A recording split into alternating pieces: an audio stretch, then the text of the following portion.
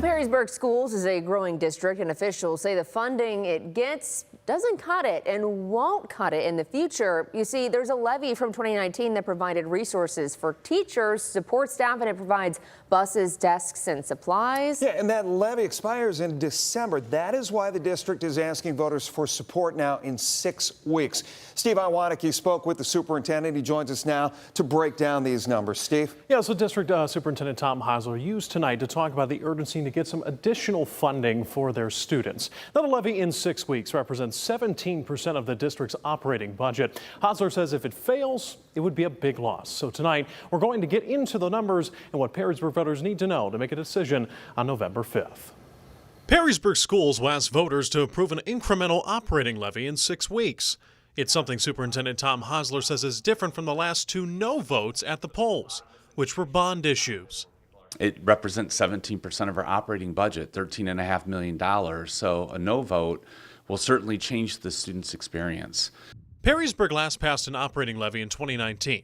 That one expires in December. It annually collects $13.5 million from taxpayers for day-to-day operating expenses.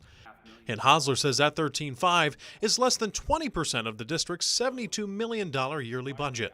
This is money that is used for staff, to keep the lights on, to keep fuel in the buses, to buy buses. The previous ballot issues were bond issues, so that was to build new buildings.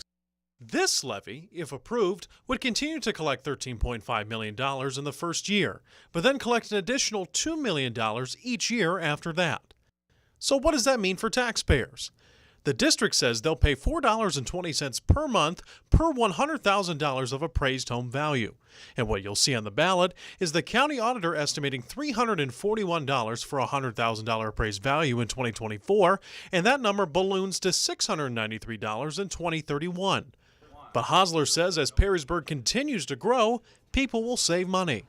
It was going to grow by 6 mills over that 5 years. It grew less than 2 mills. Because it's a growing district, as people move into the district, there's more people to pay.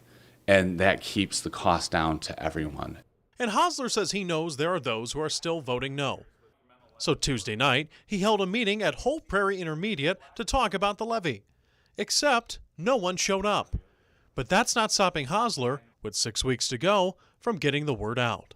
We're just going to continue to be here. So if 2 people show up, that's a good thing because we get a chance to talk to them about how important this is for our students.